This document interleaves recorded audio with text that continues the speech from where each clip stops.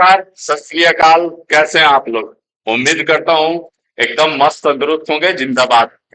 तो एक बेहतरीन सा वीडियो में आपका स्वागत करता हूं और इस वीडियो को देखने के बाद आपका बहुत सारा डाउट क्लियर हो जाएगा, क्योंकि आप बहुत जगह परेशान हैं। तो इसीलिए हम सोचे कि ये वीडियो बना करके आपका डाउट क्लियर कर दें, क्योंकि अब जो है आपका आखिरी एग्जाम रेलवे का यही बचा हुआ है।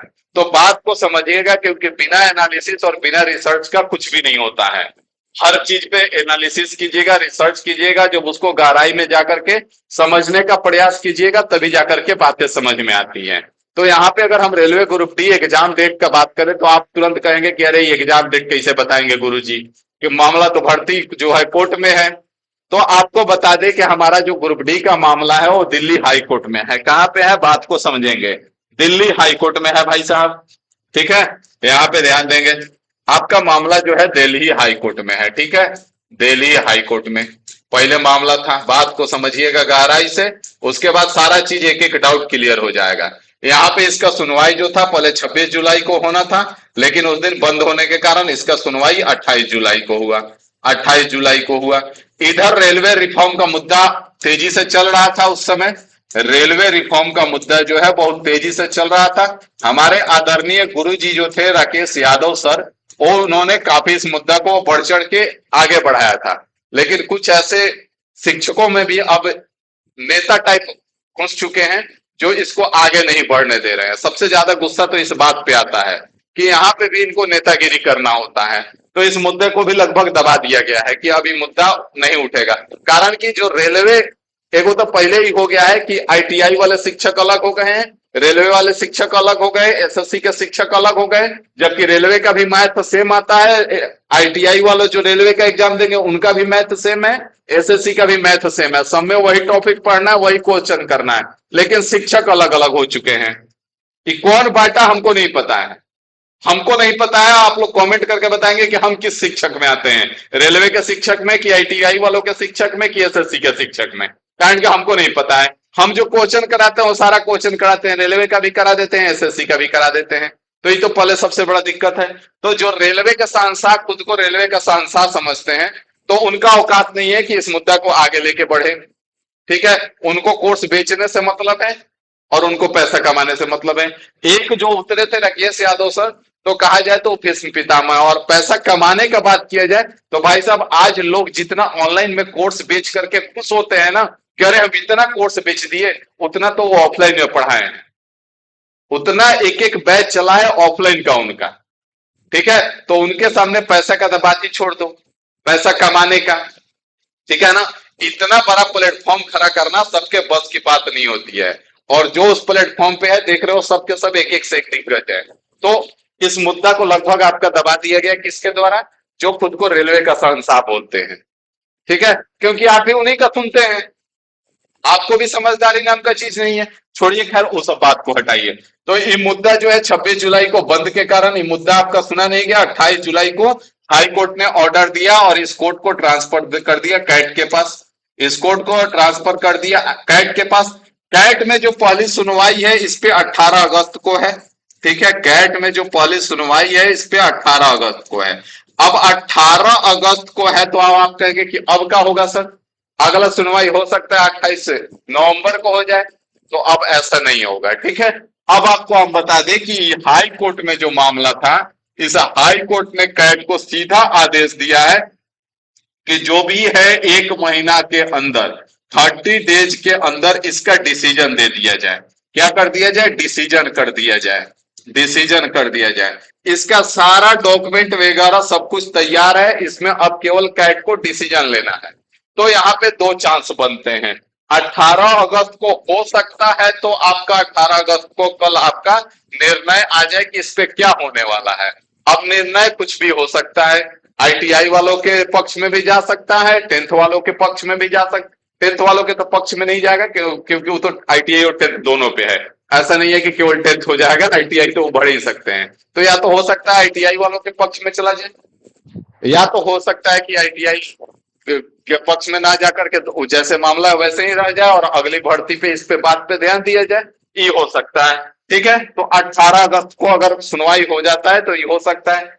या फिर अगर 18 अगस्त को नहीं हुआ तो हम मान के चलते हैं कि लास्ट से लास्ट 18 सितंबर, 18 सितंबर, क्योंकि 30 दिन के अंदर डिसीजन लेना है। अब 18 सितंबर को इस पे सुनवाई करना निश्चित हो जाएगा कि इस पे सुनवाई करना ही पड़ेगा, इसमें कोई दो राय नहीं है। अब 18 अगस्त से लेकर के 18 सितंबर हम मान लिए कि लास्ट दिन 18 सितंबर को आपका सुनवाई होगा, ठीक है।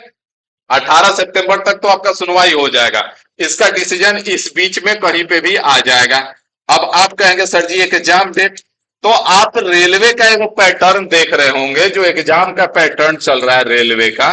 तो रेलवे का जो एग्जाम का पैटर्न है, ये एक दिशा से, एक लाइन से 2024 की भर्ती को खत्म कर रहा है। ऐसा नहीं है कि 2024 की भर्ती को खत्म किए बिना एएलपी का नोटिफिकेशन दिया है, फॉर्म भर चुका है तो एग्जाम ले ले, तो ऐसा नहीं कर रहा है। एक चीज बढ़िया है। दूसरा चीज कि पहले टीसीएस के पास एसएससी और रेलवे दोनों था, लेकिन अभी फिलहाल एसएससी नहीं है, तो टीसीएस के पास बड़ा एग्जाम कंडक्ट करने में सिर्फ और सिर्फ रेलवे है, और टीसीएस काफी फॉर्म में चल रहा है, ठीक है, क्योंकि टीसीएस से रेलवे एसएससी छीना जा चुका है। तो टीसीएस काफी फॉर्म में चल रहा है, और टीसीएस कहीं ना कहीं खुन्नस में है कि एसएससी का एग्जाम नहीं होने दे रहा है ढंग से। सारा वेंडर जो, सारा जो सेंटर है वो सारा अलॉटेड है टीसीएस के पास, तो लगातार डेट दे रहा है। तो आपका लगभग 10 सितंबर तक आपका एनटीपीसी अंडर ग्रेजुएट लेवल चल रहा है एग्जाम, 9 सितंबर तक शायद है एनटीपीसी अंडर ग्रेजुएट लेवल का एग्जाम हो रहा है। उसके बाद तुरंत जो मिनिस्ट्रियल और आइसोलेटेड कैटेगरी का एग्जाम था, मिनिस्ट्रियल और आइसोलेटेड कैटेगरी का जो एग्जाम था, वो 12 सितंबर तक आपका खत्म हो जाएगा। तुरंत यहां से 10 के बाद ये स्टार्ट हो जा रहा है, तो 12 सितंबर को ये भी खत्म, और इधर आपका डिसीजन भी आ चुका है, ठीक है। अब आपका एग्जाम डेट जो है भाई साहब, आपको बता दें कि एग्जाम डेट जो है मिड अक्टूबर तक हो सकता है आपका एग्जाम हो जाए, का डेट आ जाए। क्योंकि अगर ये 18 को दे देता है तो तुरंत ही एग्जाम डेट इधर दे देगा, क्योंकि मिनिस्ट्रियल के बाद रेलवे का कोई एग्जाम नहीं बचा है, और ऐसा नहीं है कि बिना ग्रुप डी का एग्जाम लिए एएलपी का एग्जाम होगा, ठीक है। तो ग्रुप डी का एग्जाम इनको कराना है। अब ग्रुप डी का एग्जाम कराना है, और इस वजह से आगे की भर्ती भी फंसी हुई है, क्योंकि जब तक ग्रुप डी का एग्जाम नहीं होगा 2024 वाला, क्योंकि आया भले 2025 में है, लेकिन नाम है कि 2024 का है, तो फिर 2025 वाला भर्ती रुकेगा। तो इनको एग्जाम कराना है, तो मिड अक्टूबर से लेकर के नवंबर में आपका एग्जाम हो जाएगा। मान के चलिए आपका आधा अगस्त, सितंबर और आधा अक्टूबर, मतलब 2 से 2.5 महीना आपके पास गिन चुके हैं। अब हमारे जो ज्ञानी लोग हैं, ज्ञानी बाबा लोग, वो आएंगे, वीडियो पे उल्टा सीधा कमेंट करेंगे, ठीक है, आप स्वतंत्र देश के स्वतंत्र नागरिक हैं, आप कमेंट कर सकते हैं, हम अपना विचार रखते हैं, आप अपना विचार रखते हैं, उससे कोई दिक्कत नहीं है। अब मामला यहाँ पे ये है कि सर जी भर्ती सुप्रीम कोर्ट में जाएगा, भर्ती जो है सुप्रीम कोर्ट में जाएगा। तो आपको हम एक बात बताएं कि भर्ती जो है इसका सुप्रीम कोर्ट में आगे इसका फैसला लेने का 99% चांस नहीं है, ठीक है। अगर इस पे आईटीआई वाला के पक्ष में अब यहाँ पे एक ही रास्ता है, और शुरू से हम बोल रहे थे कि आईटीआई, देखो आईटीआई के पक्ष में यहाँ पे डायरेक्ट डिसीजन लेना सरकार के लिए बहुत मुश्किल काम है, क्योंकि 1,08,00,000 फॉर्म गिरा है। तो खुद सोचो, खुद आईटीआई वाले कह रहे हैं कि 20-25 लाख लड़के आईटीआई के हैं, तो बाकी के 80 लाख लड़के 10th वाले हैं, तो संख्या बहुत ज्यादा है। तो और यहाँ पे भर्ती जब नोटिफाई हुआ था, तो हमने उसी समय बोला था कि भाई इसमें नॉन टेक्निकल पोस्ट सरकार खत्म कर दी है, और नॉन टेक्निकल पोस्ट जब सरकार खत्म कर दी है और उस भर्ती को अगर केवल आईटीआई पे कर देती है, तो बहुत बड़ा दिक्कत हो जाएगा सरकार के साथ। तो सरकार ने यहाँ पे चाल चला कि दोनों को दे दिया, क्योंकि हमारा डिमांड जो है आईटीआई वालों के लिए क्या है कि टेक्निकल पोस्ट पे आईटीआई कर दो, तो केवल उसमें टेक्निकल पोस्ट तो है ही, 32,000 में तो मात्र 5,000 लगभग सीट है जो कि नॉन टेक्निकल पोस्ट है, बाकी तो सारा टेक्निकल पोस्ट ही है, और उसको वैकेंसी बढ़ाना नहीं था। और हम बार बार कह रहे थे कि इसमें नेता बनने का कोशिश ना करें, मिल के आए, लड़ाई लड़े, और वैकेंसी बढ़ाने पे लड़ाई लड़े। अगर वैकेंसी बढ़ जाएगी तो सरकार दोनों को सेपरेट कर सकता है, लेकिन अगर वैकेंसी नहीं बढ़ेगी तो सेपरेट करना मुश्किल है, क्योंकि 10th वालों की संख्या ज्यादा है भाई। सोचो ना, 1,08,00,000 समथिंग फॉर्म गिरा है, कैसे कह सकते हो। तो इसलिए सरकार कर नहीं रही है। अब तुम कहोगे कि मामला सुप्रीम कोर्ट में जा रहा है, भर्ती फंसेगा, अब हमारा जहां तक 99% आशा है कि पहला बात कि हाई कोर्ट खुद कैट को आदेश दिया, अब कैट से डिसीजन आने के बाद इसको सुप्रीम कोर्ट नहीं लेगा। ठीक है, ऐसे केसेस में सुप्रीम कोर्ट नहीं दखल अंदाजी करता है। ठीक है, ज्यादातर पीछे के केसों में यही देखा गया है कि जब हाई कोर्ट पहले कैट में था, कैट से फिर हाई कोर्ट में गया और फिर हाई कोर्ट से फिर कैट में आ रहा है, और अब कैट जब डिसीजन लेगा तो अभी भर्ती को सुप्रीम कोर्ट ज्यादा चांसेस है कि नहीं लेगा। और इसमें हमारा यही पक्ष है कि अब इसको भर्ती को लटकाने से आपको कोई फायदा नहीं होने वाला है, क्योंकि जो लोग आईटीआई किए हैं वो भी 10th पास आउट हैं और बाकी लोग भी 10th पास आउट हैं। और अगर देखा जाए तो 40 लाख लड़के आईटीआई वाले हैं, है ना। अगर 40 लाख भी हैं तो 32,000 सीट में तो 40 लाख ज्वाइन नहीं करेंगे। तो कम से कम अब हमारा समझ है कि इस भर्ती को आने देना चाहिए मार्केट में और इसका आगे का प्रोसेस शुरू होना चाहिए। इस भर्ती को फंसाने से कोई फायदा नहीं होने वाला है। इसमें नुकसान, और नुकसान सिर्फ स्टूडेंट का है कि ये भर्ती फंसी रहेगी, कहीं ना कहीं 32,000 लोग ज्वाइन तो करेंगे ना भाई। 32,000 लोग अगर ज्वाइन कर जाते हैं तो अगला में तो कुछ फाइट कम होगा, कुछ तो आपके मान लेना है कि एक घर में अगर 5 भाई है तो पांचों तो आईटीआई किया नहीं है। इस बात को देखो, गहराई से सोचो, नहीं सोचोगे तो बेवकूफ बने रहोगे। तो इस बात को थोड़ा सोचो कि अगर घर में 4 भाई हैं तो चारों आईटीआई नहीं किए हैं, तो ठीक है तुम्हारा ना होकर के तुम्हारे भाई का हो जाए। और आईटीआई वाले भी तो एग्जाम दे सकते हैं ना। हाँ, फाइट बढ़ रहा है, लड़ाई थोड़ा सा ज्यादा करना है, मेहनत थोड़ा सा ज्यादा करना है, तो मेहनत से क्यों भाग रहे हो? इस भर्ती को फंसा के तुम क्या कर लोगे? कोई फायदा होगा? कोई फायदा नहीं होगा। आगे का भर्ती तुम्हारा रुका रहेगा, जब तक इसका क्लियर नहीं होगा तब तक सरकार आगे भर्ती नहीं देगी। और सरकार का तो यही मंशा है, ठीक है भाई फंसाए रखो भर्ती को, तुम अगला भर्ती का डिमांड भी नहीं करोगे। तो आप लोग से भी विनती है कि इस भर्ती को फंसाइए मत, और सरकार से भी विनती है, गुरुजी लोग से भी विनती है कि भाई इसको आगे बढ़ाइए ताकि अगली भर्ती आए।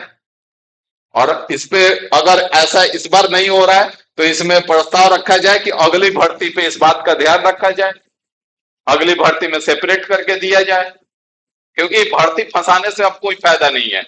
मिनिस्ट्रियल आइसोलेटेड कैटेगरी का एग्जाम हो गया, ये भर्ती फंसा रहेगा, आगे सरकार के पास भी रहेगा कि भाई हम एग्जाम कैसे ले, तो बहुत सारी चीजें दिक्कत आएंगी। कम से कम 32,000 लोग ही ज्वाइन करेंगे, इनको ज्वाइन करने दीजिए, इस भर्ती को रिलीज होने दीजिए। अगर लड़ाई लड़ना है तो सीट बढ़ाने पे आइए, बात करते हैं और इसको आगे बढ़ाते हैं।